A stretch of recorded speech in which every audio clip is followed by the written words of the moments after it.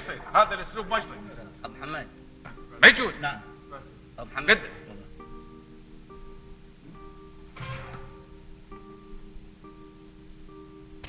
بسم الله الرحمن الرحيم.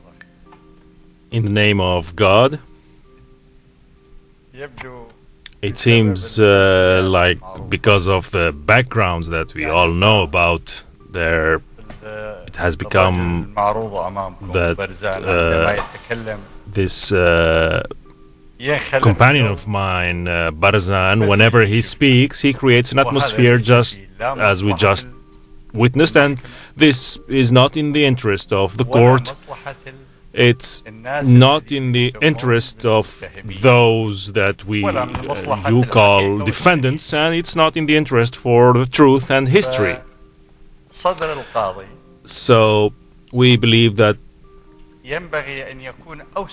the patience of the judge and the court should be bigger than the patience of the defendant, because in the end the court is going to deliver the sentence, the judge and the whole judging court. But the defendant has the obligation to defend himself, and this defense, of course, the judge is an experienced person in age and in life and in knowledge of the law, and I think we all agree that the judge should listen to the defendant and try to reach the truth with what the defendant says, what the prosecution said, what witnesses say, and all these outbursts and clashes that happen from time to time are of no interest to anybody. Secondly, I have to come back to say that the prosecution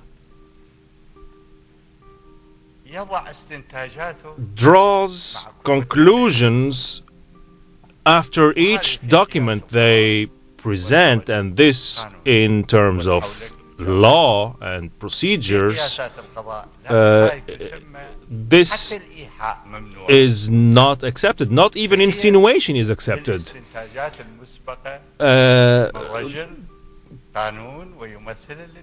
Conclusions and drawing conclusions from part of the prosecution is totally unacceptable. For example, just the last case of this phenomenon, he read two documents that he said that were signed by Mr. Abdullah and his son, regardless of whether these are phony documents or genuine. So, in conclusion, this is exactly just informing, like any detective work or any normal citizen under the law. When they witness a crime and they see and they hear things, they report it. They report what they saw. And this is not a ground for incriminating them. It doesn't justify jailing them for over 3 years only because they reported something they witnessed. The prosecution says that these two reports led to the execution of this list of people, and as if saying this, he disregarded any other possible any relationship between the investigation, the court, and the sentence. And he says this, the Revolutionary Tribunal is using a report that is said to be written by Abdullah and executed the incriminated. And I believe, Your Honor, that you will not accept this kind of commands, and I'm not defending myself. I'm talking about all the Iraqis, and I worry about all of you, because in the face of the world, I'm talking about your experience as a nation. What the one who won in the 1988 is all of Iraq, is the Iraqi nation, Arabs and Kurds and all religions and all ethnic groups. And the same thing, the experience and that Iraq has built, and all these institutions, one of them is this one. And yes, I don't want to be very long. Yeah, I have been your president for 35 years, and I am still. And let's not go into these considerations right now, but all this is concluded with the saying that these people who have been executed because of the reports that these two people have written. The court will take into consideration all these points. Yes, I said that the court will probably not take into consideration this kind of observations and won't take into consideration what Saddam Hussein says or what Barzan says. But now, what we're talking now, we are talking in front of the public opinion, and the public opinion and the nation is hurt. And you know it, you know exactly what I'm talking about, and you live here, you live in Baghdad, and you live. So this is exactly like throwing oil on top of a burning Iraq, one way or the other. Whereas the interest is that the nation should be united, just one hand, regardless of ethnicity, religion, sects, interpretations, all united against invasion. And other than that, interpretations can be agree, can disagree. So please, these are my observations, and thank you very much. This court is now adjourned till the day of March 12th. We are adjourning.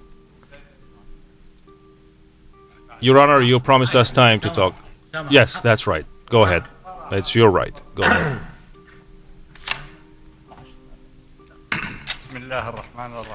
In the name of God, say to the non-believers that I don't adore what you adore. You won't believe in what I believe. You keep your faith, and I keep mine. Word of God. And I'm not suggesting this, I'm not saying this to anyone here present in the court. Because I say this because I heard a note a few days ago that someone said that when they felt targeted and offended when I said, fight them, God shall make them suffer at your hands and shall defeat them. Is this have we reached this point in which Saddam Hussein, who only stands against the invasion, the occupation, America and its crimes, and targets only to curse and insult Iraqis? So, Your Honor, I want to say that this is psychologically a problem here when they believe that when they feel targeted by a Quranic verse. I'm using to curse and to address other people. I don't want any Iraqi to be upset by what I say. Your Honor, you're looking for things, and in your hand you have it clear and you have it obvious, and you leave it and you're looking for something else. For example, raising the farmland in Al-Dujail. You're looking for Taha Yassin Ramadan and Barzan and all that.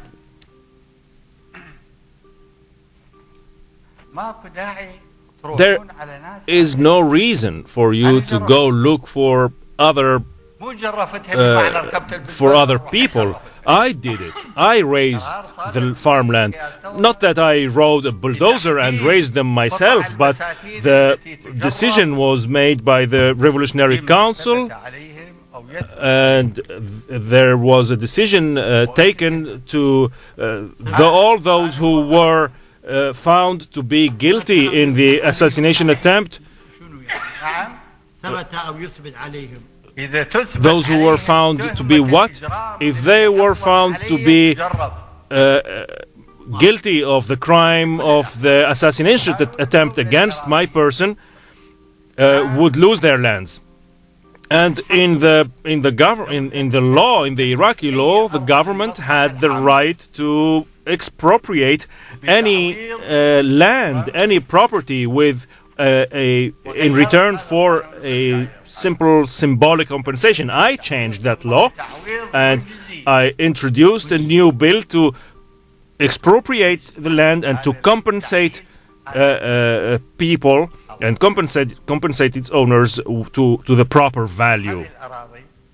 So I compensated these people when I forgot about what this happened. He just reminded me. I received people from the jail, and they were begging me to for me to return their lands, and I did. Even though they had cashed the compensation. Of course, I never took the compensation back of them. What the government gives never takes back. So I gave them their land back and never got the compensation out of them. So the government has the right to expropriate and compensate. And